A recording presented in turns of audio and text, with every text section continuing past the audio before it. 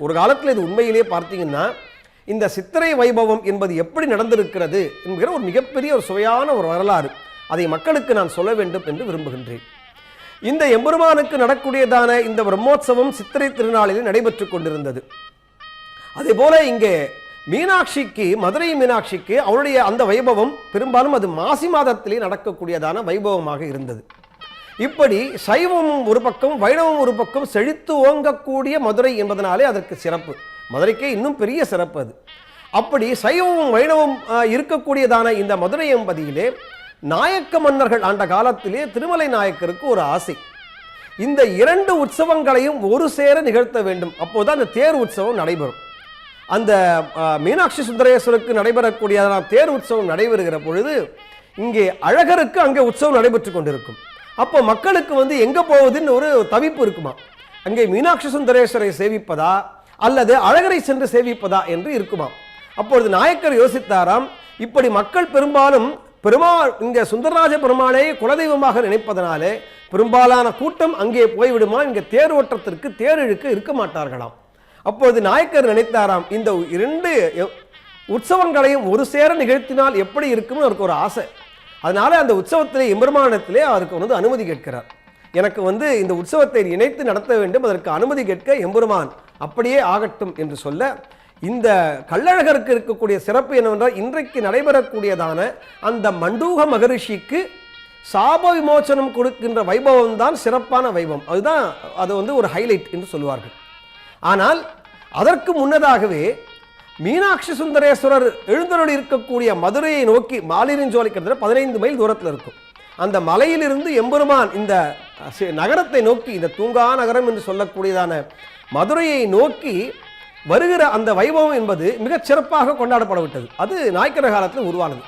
வழிநெடுக பக்தர்கள் புடை சூழ அங்கே லட்சோப லட்சம் மக்கள் இன்றைக்கு இங்கே பார்க்கிறோம். ஆனால் இது 3 நாட்களுக்கு முன்னதாகவே இங்கே கூடியிருக்கிற பெருமக்கள் அப்படியே அந்த இறைவனோடவே ஓடி வருவார்கள். ஓடி இந்த திருநாள் முடிந்த உடனே திரும்பி போவார். திரும்பி அவர் தன்னுடைய மாலிருஞ்சோலை மலைக்கு அங்கே போய் சென்று சேர வேண்டும். அதற்கு ஒரு 2 நாட்கள் ஆகும். இப்படி இந்த கிட்டத்தட்ட பார்த்தீங்கன்னா 3 to 6 நாட்கள் கிட்டத்தட்ட இந்த திருநாள் நடைபெறுகிறது. இந்த திருநாளை அந்த மதுரையிலே இருக்கக்கூடிய அந்த சுற்றி இருக்கக்கூடிய பெருமக்கள் அப்படி கொண்டாடுவார்கள். அதாவது எங்கள் வீட்டிற்கு வரக்கூடிய ஒரு விருந்தாளியை, அதாவது ஒரு மிகப்பெரிய உயர்ந்த பதவியிலே இருக்கக்கூடிய ஒருவர் நம்ம வீட்டுக்கு வந்தால் எப்படி சிறப்போ அதே போல என்னுடைய வீட்டிற்கு இறைவன் வருகிறான் என்பதாக நினைத்து மதுரை பெருமக்கள் கொண்டாடக்கூடிய வைபவம் தான் இந்த 6 நாட்கள் 7 நாட்கள் நடைபெறக்கூடியதான பெருமாளுக்கு. அந்த வைபவத்தை தான் நாம் திரையிலே பார்த்து கொண்டிருக்கின்றோம். இதோ இங்கே அழகன் தன்னுடைய தங்க குதிரையிலே ஆடி ஆடி அசைந்து வருகின்ற அந்த காட்சியை நாம் திரையிலே பார்த்து கொண்டிருக்கின்றோம். இங்கே சுற்றி இருக்கக்கூடிய மதுரையிலே இருக்கக்கூடிய மக்கள் மட்டுமல்ல, இதோ எப்படி ஒரு குதிரையிலே ஏறி ஒரு சுந்தரராஜன் என்று சொல்லுகிறோம் அல்லவா, அவன் சக்கரவர்த்தி, அவன் ராஜாதி ராஜன், அவன் ஒரு ராஜாதி ராஜனாக இருக்கக்கூடியவன் ஒரு குதிரையிலே ஏறி அமர்ந்து ஒரு சக்கரவர்த்தியாக அவன் வலம் வருகிற காட்சி எப்படி அன்றைய நாளிலே இருந்திருக்கும் என்பதை நம் கண்முன்னே காட்டுகின்ற ஒரு காட்சியாக தமிழ் ஜனம் தொலைக்காட்சியின் மூலமாக இன்றைக்கு பார்க்கின்றோம். எப்படி குதிரை தன்னுடைய முன்னங்கால்களை தூக்கி உயர்த்தி தன்னுடைய வேகத்தை காட்டுகிறதோ, இன்றைக்கும் நாம் என்ன சொல்லுகிறோம், பவர் என்று சொன்னால் அதை எப்படி கணக்கீடு இந்த உலகம், அதாவது நினைத்து பார்க்க வேண்டும்.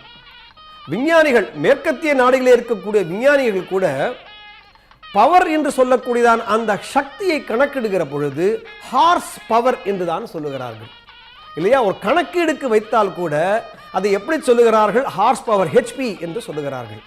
அப்போ அந்த சக்தியையே ஆளக்கூடியவனாக, அந்த சக்தியை தனதாக்கி கொண்டிருக்கக்கூடியதான இறைவன் எப்படிப்பட்டவன் என்பதை காட்ட வேண்டும் என்றால் இந்த பறந்து விரிந்த பஞ்சபூதங்களினாலே ஆளக்கூடிய இந்த அனைத்து சக்திகளையும் தன்னிடத்திலே கொண்டவன் என்பதை காட்டுவதாகத்தான் இந்த ஹார்ஸ் பவர் என்பதை காட்டுவதற்காக இதோ இங்கே கள்ளழகர் தன்னுடைய திருமேனியை அழகினை காட்டியபடி சுந்தரராஜ பெருமாள் இந்த குதிரையிலே வலம் வருகிற காட்சியை தமிழ் ஜனம் தொலைக்காட்சியின் மூலமாக நாம் பார்த்து ரசித்துக் கொண்டிருக்கின்றோம்.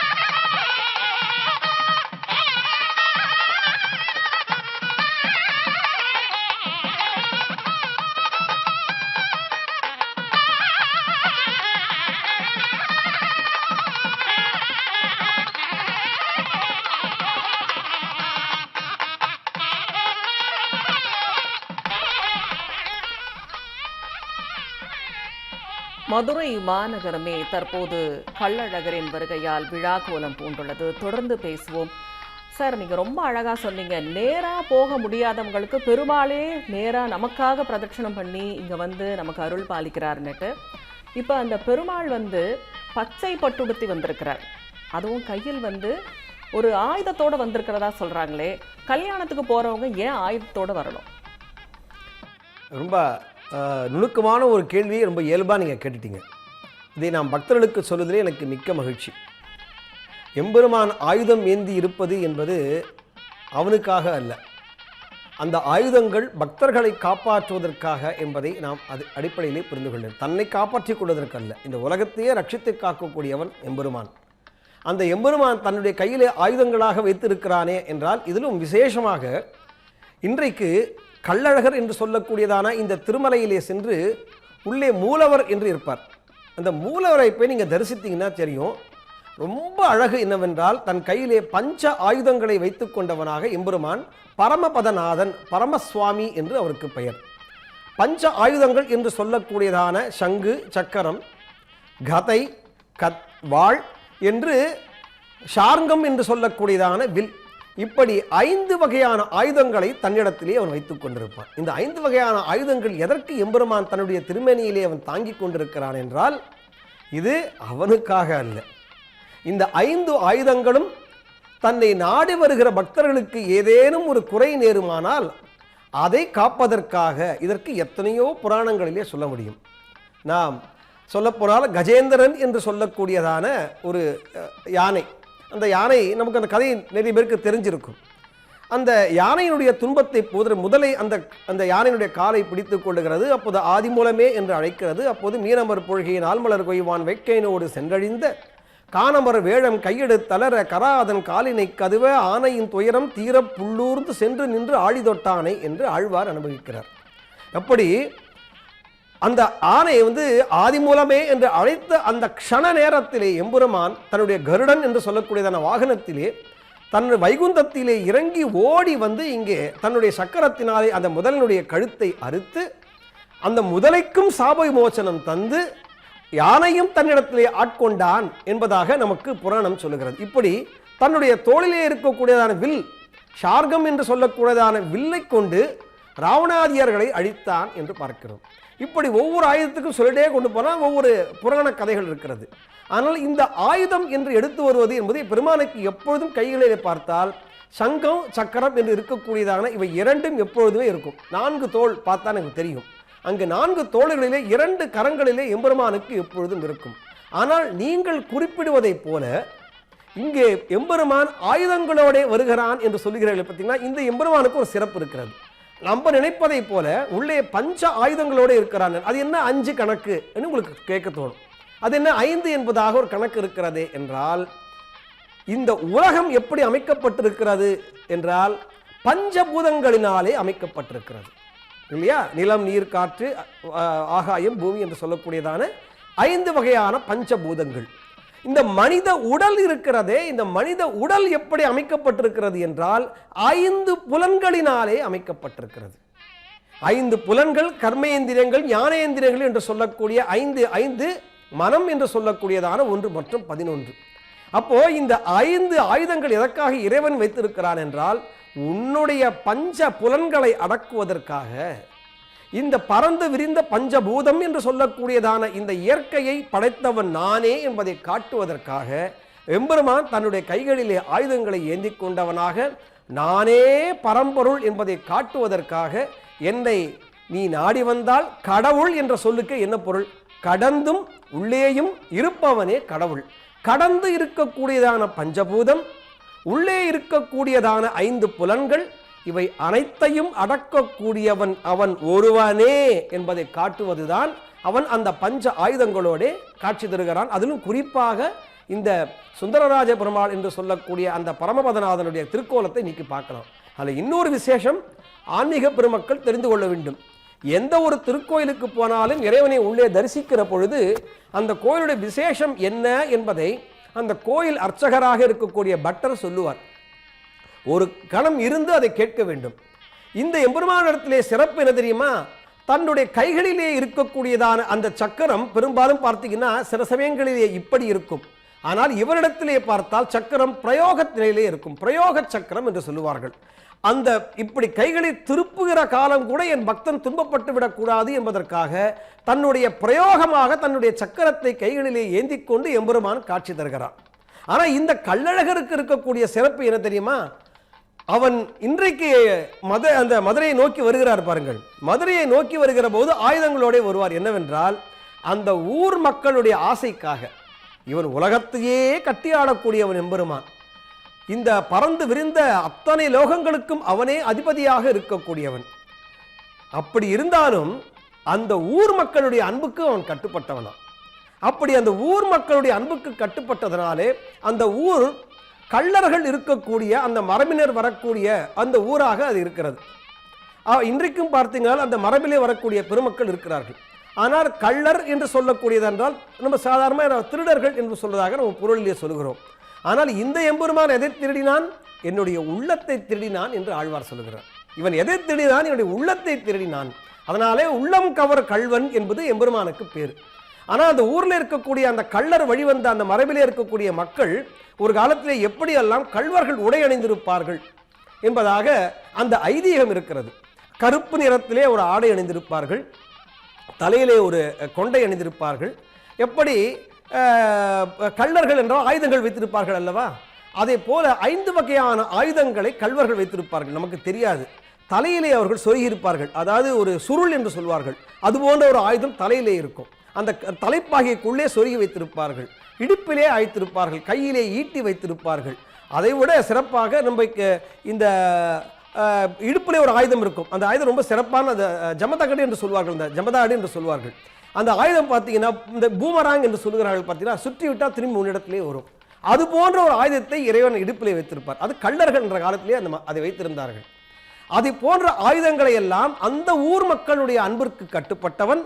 அந்த ஆயுதங்களை எல்லாம் அவருடைய அந்த திருக்கோலத்தை கள்ளன் என்று சொல்லக்கூடியதான, திருடன் என்று சொல்லக்கூடியதான அந்த கருப்பு நிற ஆடையை அணிந்து கொண்டு, அதற்கான கொண்டையை அணிந்து கொண்டு, அதற்கான அந்த திருமேனி அலங்காரத்தை ஏற்றுக்கொண்டவனாகத்தான் திருமாலிருஞ்சோலையிலே இருந்து எம்பெருமான் அதாவது 2 நாளைக்கு முன்னாடி பார்த்தீங்கன்னா அந்த உற்சவத்தோட தான், அந்த மரபோடு தான் ஒரு திரும்பி போகும்போதும் அந்த அலங்காரத்தோட போவார். இவருக்கு பிடித்தது அந்த அலங்காரம். இன்றைக்கு மதுரைக்கு பக்கத்திலே சிறப்பானது ஒரு ஊர் என்ன சொல்லுகிறோம்? அலங்காநல்லூர் என்று சொல்லுகிறோம் அல்லவா? அதுக்கு அலங்காநல்லூர் என்பது பெயர் அல்ல, அலங்கார நல்லூர் என்பது பெயர்.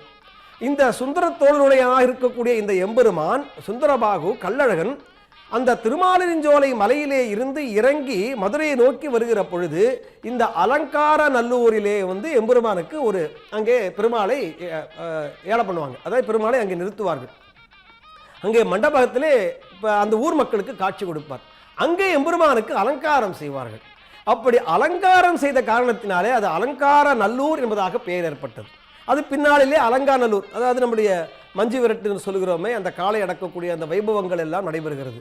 ஒரு காலத்திலே இந்த அலங்காரநல்லூர் வைபவத்திற்கு, அந்த மஞ்சு விரட்டு என்று நடக்கக்கூடிய அந்த வைபவத்திற்கு சிறப்பை இவரே நீதிபதியாக அமர்ந்திருக்கக்கூடிய வைபவங்கள் நடைபெற்றிருக்கிறது என்று வரலாற்று செப்பேடுகள் சொல்லுகின்றன. ஏனென்றால் அவனுடைய மலையே விஷபாதிரி என்று சொன்னேன் அல்லவா? காளியினுடைய சொரூபத்திலே இருக்கக்கூடியது. அப்படி காளியினுடைய சொரூபத்திலே இருக்கக்கூடியதான அந்த மலையிலிருந்து எம்பெருமான் வருகிறான் என்பதனாலே அவனுக்கு அங்கே காளைகளுக்கு சிறப்பு ஏற்பட்டிருக்கிறது என்பதை புரிந்து கொள்ள வேண்டும். எவ்வளோ ஒரு நுணுக்கமான விஷயம் பாருங்கள். இந்த இறைவன் நம்முடைய சனாதன தர்மத்திலே இருக்கக்கூடியதான ஒவ்வொரு கோயில்களிலேயும் எழுந்தருளி இருக்கக்கூடிய இறைவனுடைய சிறப்பு என்னவென்றால், அந்த மண்ணினுடைய மகிமை எதுவோ, அந்த மண்ணுக்கு இருக்கக்கூடிய சிறப்பு என்னவோ, அந்த வாழ்கின்ற மக்களுக்கு இடையே இருக்கக்கூடியதான குல மரபு எப்படி இருக்கிறதோ அந்த மரபினை தனதாக ஏற்றுக்கொண்டு முதலிலே அந்த ஊருக்கு எம்பெருமான் உகந்தவனாக காட்சி தருகின்றான். பிறகுதான் உலகத்திற்கே காட்சி தருகிறான். அப்படி நீங்கள் சொல்வதை போல பஞ்ச ஆயுதங்களோட எம்பெருமான் உள்ளே காட்சி தருகின்றான். ஆனால் இன்றைய மதுரை திருநாளிலே எம்பெருமான் வலம் வருகிற பொழுது கள்வன் என்கின்ற திருக்கோலத்தோட கருப்பு ஆடை அணிந்து கொண்டு அங்கிருந்து சிறப்பாக வருவதனாலே அந்த திருக்கோலத்தை காண்பது இன்னைக்கு இந்த வருஷத்திலே இந்த ஒரு நாள் மட்டும்தான். இந்த ஒரு நாள் மட்டும்தான் கள்வர் திருக்கோலம் என்பதான அந்த திருக்கோலத்தோட சுந்தரராஜ பெருமாள் ஆகிய இந்த கள்ளழகர் மதுரையை நோக்கி வருகிற காட்சி பார்த்தீங்கன்னா, அந்த திருக்கோலத்தை காண்பதற்காக சுற்றுக்காமத்திலே இருக்கக்கூடியவர்கள் இன்றைக்கு இந்த நிகழ்ச்சியை காண்பதற்காக மட்டுமல்ல, அந்த எம்பெருமானுடைய திருக்கோலத்தை காண வேண்டும் என்பதற்காகவும் சுற்றி இருக்கக்கூடிய அந்த மதுரையை சார்ந்து இருக்கக்கூடிய தென் தமிழகத்தை சார்ந்து இருக்கக்கூடிய பெருமக்கள் ஓடோடி வந்த, குறிப்பாக அந்த இனத்தை சார்ந்த அந்த இருக்கக்கூடிய பெருமக்கள் எல்லாம் ஓடோடி வந்து அந்த எம்பெருமானை தரிசிப்பார்கள். அதுதான் கள்வன் என்று சொல்லக்கூடியதான அந்த சொல்லுக்கு சிறப்பு சேர்த்து இறைவான் உள்ளம் கவர் கள்வனாக அவன் இருந்தான் என்பதை காட்டுவதற்காக கள்ளர் திருக்கோலத்திலே கருப்பு நிற ஆடை அணிந்து கொண்டான். நீங்கள் பச்சை பட்டு பற்றி கேள்வி கேட்டீங்க, அதை நான் உங்களுக்கு நான் பதில் சொல்லணும். இந்த பச்சை பட்டினுடைய சிறப்பு என்பது பெருமானுக்கு கேள்வியை நான் உங்ககிட்ட கேட்டுக்கிறேன். இந்த கருப்பு நிறமானது எப்போது பச்சை நிறமாக மாற்றப்படுகிறது? அலங்காநல்லூரில் மாற்றப்படுகிறதா? எங்கே இந்த பச்சை நிறம் தீர்மானிக்கப்படுகிறது? இல்லை, இது வந்து பார்த்தீங்கன்னா இது ரொம்ப ஒரு ரொம்ப நுணுக்கமான ஒரு கேள்வி தான் இதுவும் சொல்லணும். ஏனென்றால் இப்போது நாம் திரையிலே பார்க்கிற அந்த காட்சியை பாருங்கள், எத்தனை மகிழ்ச்சியாக இருக்கிறது. மேலிருந்து இந்த கேமராவுடைய கண்கள் நமக்கு இந்த காட்சியை வழங்கி கொண்டிருக்கின்றன. ஒரு புறத்திலே மதுரையை முழுவதுமாக நாம் பார்த்து தரிசித்து கொண்டிருக்கின்றோம். இந்த வைகை ஆற்றினுடைய அந்த பாலத்திற்கு வடக்கு தெற்கு என்று இருக்கக்கூடியதான இருபுறம் மதுரை அந்த இறைவன் அந்த ஆற்றிலே இறங்கி பிறகு வடகரையை நோக்கி செல்வார். அந்த காட்சியை தான் நாம் இப்போது திரையிலே பார்க்கின்றோம். இப்படி ஒரு அழகான ஒரு அந்த வைபவம் இப்போது நமக்கு தமிழ் ஜனம் தொலைக்காட்சியிலே இப்பொழுது மிக அழகாக தன்னுடைய கேமரா கண்களை கொண்டு நம்முடைய இல்லத்திலே நாம் இருந்தபடி, நம்முடைய வரவேற்பறையிலே இருந்தபடி இந்த பெருமாளுடைய தரிசனத்தை நாம் பார்த்து கொண்டிருக்கின்றோம். இதில் ஒரு சிறப்பாக ஒரு விஷயம் நான் சொல்லணும்னு நினச்சேன், நீங்கள் ஞாபகப்படுத்தினீங்க. இறைவன் அங்கிருந்து இந்த கருப்பு ஆடை அணிந்து கொண்டு வருவான் பார்த்தீங்களா? அப்போது இறைவன் அணிந்து கொள்ளக்கூடிய அதில் கட்டம் போட்ட ஒரு ஆடை பெண்கள் அணிவார்கள். கண்டாங்கி சேலை என்று சொல்லுவோம் அல்லவா? இந்த கண்டாங்கி சேலை என்பதற்கு சிறப்பு என்னவென்றால், கட்டம் போட்டிருக்கும். அதாவது மெல்லிய பருத்தி, ரொம்ப உயர்ந்த வகையான மெல்லிய பருத்திலே நெய்யக்கூடியதான அந்த கண்டாங்கி சேலை என்பது இந்த சித்திரை மாதம் வெயில் காலம் என்பதனால கூட அதுக்கு ஒரு சிறப்பு உண்டு. மதுரைக்கே இருக்கக்கூடிய சிறப்பு அந்த கண்டாங்கி சேலை என்பது. அந்த கண்டாங்கி சேலையை அணிந்து கொண்டு தான் எம்பெருமான் வருவான். இப்போ பெரும்பாலும் பார்த்தீங்கன்னா இன்றைக்கு எந்த வகையான பட்டை எடுத்தார், பச்சை பட்டு எடுத்தாரா, மஞ்சள் பட்டு எடுத்தாரா, எதை அவர் அணிந்து கொண்டார் என்பது ஒரு ஐதீகமாக ஒரு மரபு இருக்கிறது. அந்த மரபை பற்றி நான் சொல்ல வேண்டும். என்னவென்றால், எந்த வகையான பட்டை உடுத்தினார், அந்த வருடம் எப்படி இருக்கும் என்பதாக அந்த மக்கள் இன்றைக்கு எல்லாரும் என்ன செய்வார்கள்? இன்றைக்கு அழகர் பச்சை பட்டு உடுத்தி வந்தார் என்றால், பச்சை மலைபோல் மேனி பவளவாய் கமலச்செங்கன் அச்சுதா அமரர் ஏரே ஆயிரதம் கொழுந்தே என்றும் இச்சுவை தவிரையான் போய் இந்திரலோகமாலும் அச்சுவை பெரிதும் வேண்டேன் அரங்கமா நகருளானேன்னு அந்த பச்சை திருமேனி, பவளம் எப்படி இருக்குமோ, பச்சை எப்படி இருக்குமோ, அது போன்ற ஒரு பரந்த திருமேனி ஒவ்வொரு யுகத்திற்கும் ஏற்றாற் போல அந்த மலையினுடைய நிறம் மாறுமா. அப்போ இந்த மலைக்கு பச்சை மலையாக ஒரு யுகத்திலே இருந்திருக்கிறது என்கின்ற ஒரு ஐதீகமும் உண்டு. இப்படி இன்றைக்கு பச்சை பட்டுடுத்தி அழகர் வந்திருக்கிறார் என்றால் அதில் ஒரு காலத்தில் ஒரு சிறப்பு இருந்திருக்கிறது. எப்படி என்றால், அந்த ஊருக்குள்ள நீங்கள் பார்த்தீங்கன்னா அந்த கண்டாங்கி சேலை என்று சொன்னேன் அல்லவா, அந்த கண்டாங்கி அணிந்து கொண்டு தான் அந்த மெல்லிய அந்த பருத்தி ஆடை அணிந்து கொண்டு வருவார். இவர் ராஜாதி ராஜனாக இருக்கக்கூடியவன், சுந்தர ராஜன்.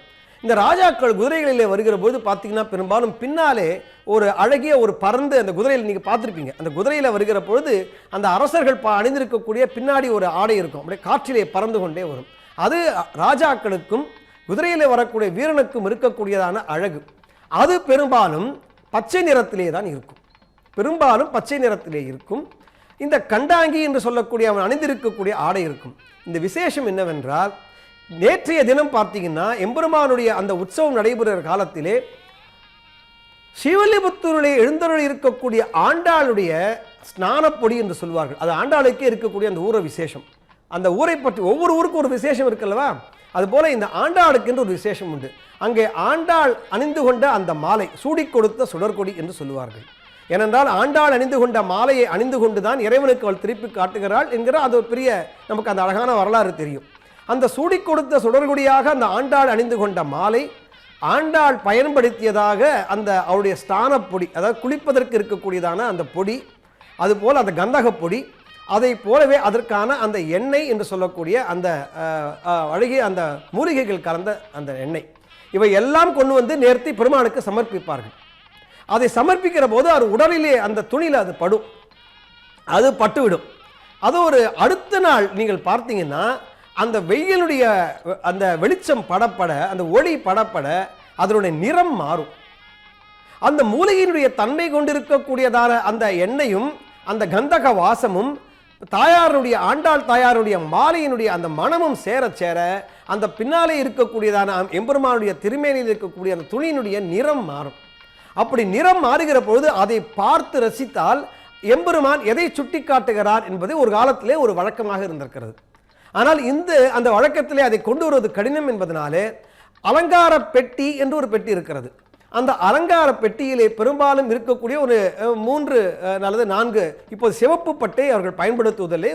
ஒரு காலத்திலே ஒரு காலதேச வர்த்தமானத்திலே அந்த சிவப்பு நிறத்தை பயன்படுத்தாமல் வெண்பட்டு, மஞ்சள் பட்டு, பச்சை பட்டு என்று இருக்கக்கூடியதான அந்த பட்டை அணித்து அதில் ஒன்றை அவர் எம்பெருமானுக்கு சமர்ப்பிப்பது என்று பச்சை பட்டுடுத்தி வந்தால் இன்றைக்கு நாடு செழிப்பாக இருக்கும். எப்படி மனிதனுடைய சமூக வாழ்க்கையோடு நம்முடைய சனாதனம் சொல்லுகிற சிறப்பை நாம் தெரிந்து கொள்ள வேண்டும்.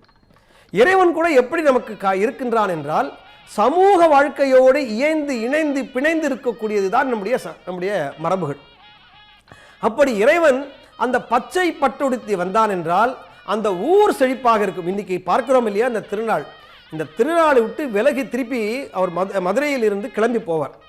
அந்த மண்டூக மகரிஷிக்கு சாபம் முடிந்து திரும்பி போகிற அந்த திருநாளில் பார்த்தீங்கன்னா அங்கே நெற்கதிர்களை தோரணமாக கட்டியிருப்பார்கள்.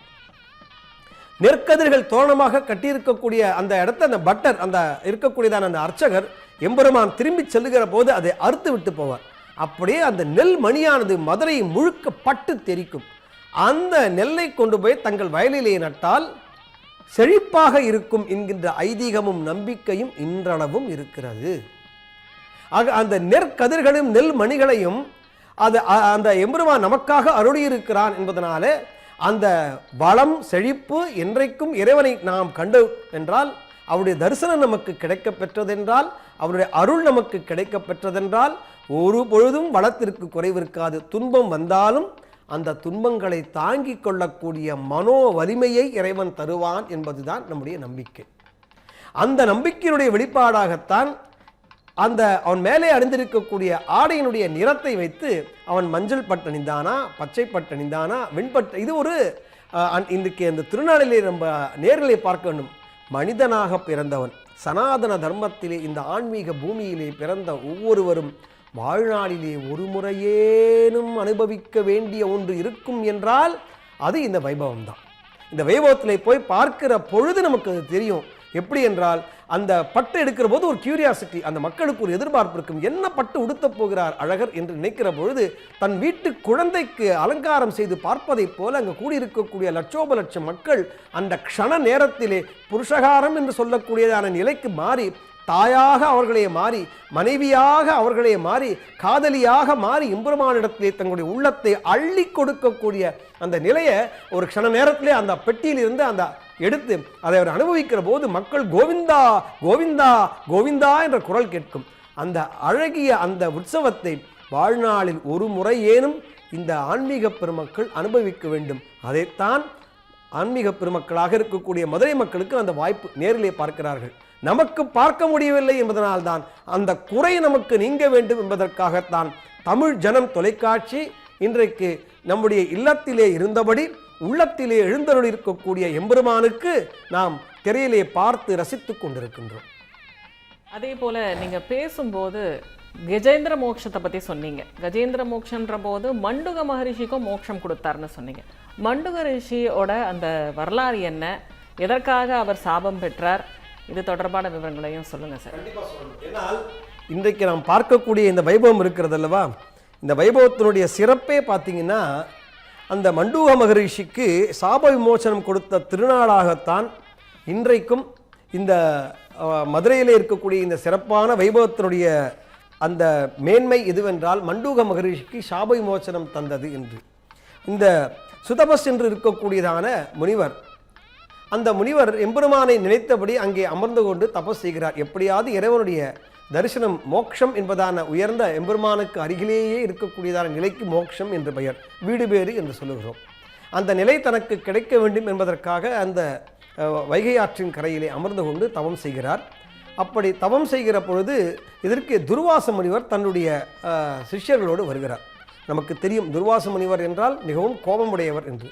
ஆனால் அவர் கோபத்திற்கும் ஒரு பலன் இருக்கும். நாம் கோபமுடையவர் என்பதாக நினைக்க முடியாது. அந்த கோபத்தினாலே யாருக்கு நன்மை என்றால் பக்தர்களுக்கு நன்மை கிடைக்கும். அவர் அந்த துர்வாசர் தான் வருவதை இந்த சுபதஸ் முனிவர் கவனிக்கவில்லை என்பதனாலே நினைத்துக்கொண்டு எப்போதும் நாராயணா நாராயணா என்கின்ற அந்த திருநாமத்தை உச்சரித்து கொண்டிருந்தாராம். எப்படி ஒரு தவளை தண்ணீரிலே அமர்ந்து கொண்டு தன்னுடைய குரலை ஒரே மாதிரியான ஒரு ஒலியை ஒழிப்பு கொண்டே இருக்கும் இல்லையா, நம்ம கேட்டிருப்போம். ஒரே வகையான ஒலி தான் இருக்கும்.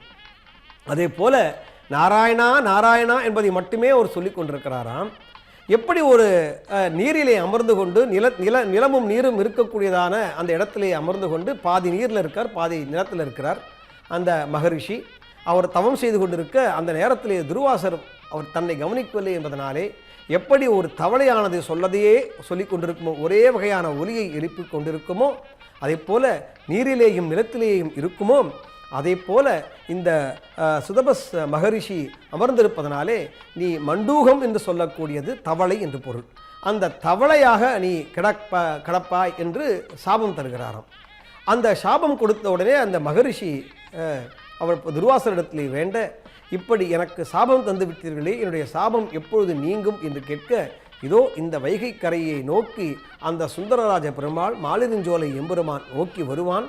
ஏனென்றால் யமதர்மனுக்கே பாவம் தீர்த்தவன் இல்லவா, மார்க்கண்டேய மகரிஷிக்கு சாபம் தீர்த்தவர், சப்த ரிஷிகளும் வணங்கிய பெருமான், சப்த ரிஷிகளுக்கும் மோட்சம் கொடுத்த பெருமாள் இந்த சுந்தரராஜ பெருமாள்.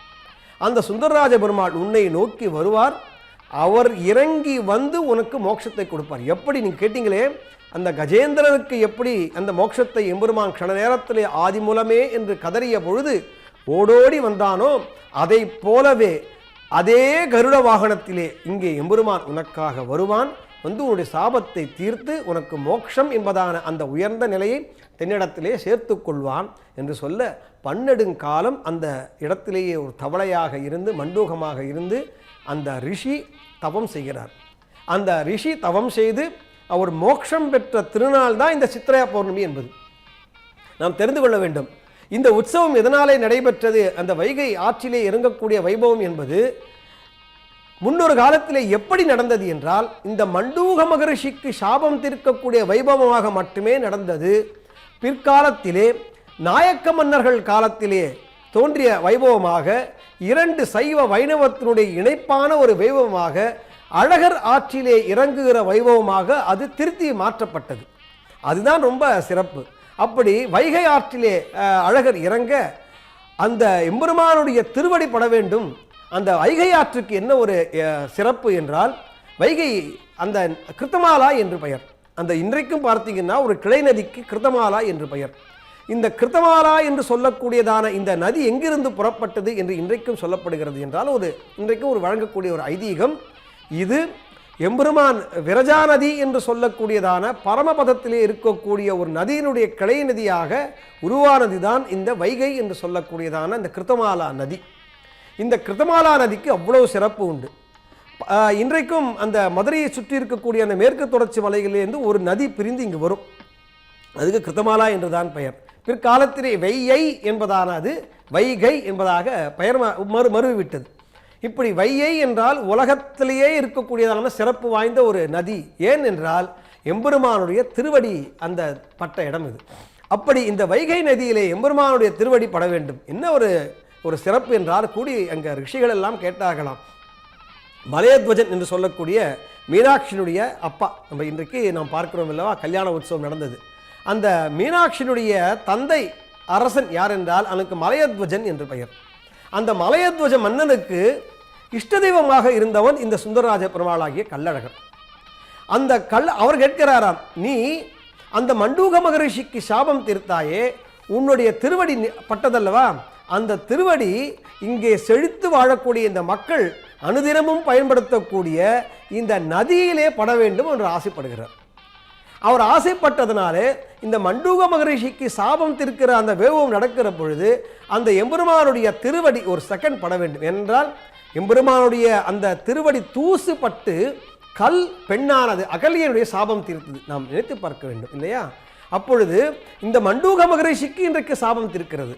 இப்படி எம்பெருமானுடைய அந்த திருவடியில் இருக்கக்கூடியதான அந்த காற்றினுடைய அந்த தூசு பட்டாலேயே நம்முடைய துன்பங்கள் எல்லாம், நம்முடைய சாப விமோசனம் விலகி நமக்கு மோட்சம் என்பதான உயர்ந்த பதம் கிடைக்கிறது என்று எண்ணுகிற பொழுது அந்த மலையத்வஜ மன்னனுடைய வேண்டுகோளுக்கு இணங்க தான் வைகை ஆற்றிலே இறங்குகிற வைபவம் நிகழ்ந்திருக்கிறது. பின்னாளிலே அது நாயக்க மன்னர்கள் காலத்திலே தான் இந்த சைவ வைணவத்தினுடைய இணைப்பை காட்டும் விதமாக நடக்கக்கூடிய வைபவமாக அழகர் ஆற்றிலே இறங்குகிற வைபவம் நடக்கிறது. இது திரும்பி போகிற போதுதான் மண்டூக மகரிஷிக்கு சாபம் தீர்த்த வைபவம் நடைபெறும். அதுவும் வைகை ஆற்றிலே நடைபெறும். அந்த வண்டியூர் என்று சொல்லக்கூடியதான அந்த இடத்துல அது நடைபெறும். இன்றைக்கும் சிறப்பாக நடைபெறுகிறது. பெரும்பாலும் நாம் இன்றைக்கு அழகர் ஆற்றிலே இறங்குகிற மதுரையை நோக்கி வருகிற அந்த வைபவத்தோடு நாம் தொலைக்காட்சியிலே நாம் பார்க்கின்றோம். ஆனால் இங்கே கூடியிருக்கக்கூடிய லட்சோபர லட்சம் மக்கள் அப்படியே பின்தொடர்ந்து போவார்கள். பிறகு எம்பெருமான் சேஷவாகனம் என்று சொல்லக்கூடிய தனக்கே உரியதான அந்த ஆதிசேஷன் என்று சொல்லக்கூடிய அந்த பாம்பின் மீது அமர்ந்தவனாக அப்படி ஒரு காட்சியை தருவான். பிறகு கருட வாகனத்திலே அவனுக்கு உகந்ததான வாகனம் அந்த கருட வாகனம். அந்த கருட வாகனத்திலே எம்பெருமான் எழுந்தருள அந்த கருட வாகனத்திலே இருந்தபடிதான் மண்டூக மகரிஷிக்கு சாபம் தீர்த்த வைபவம் நடைபெறும்.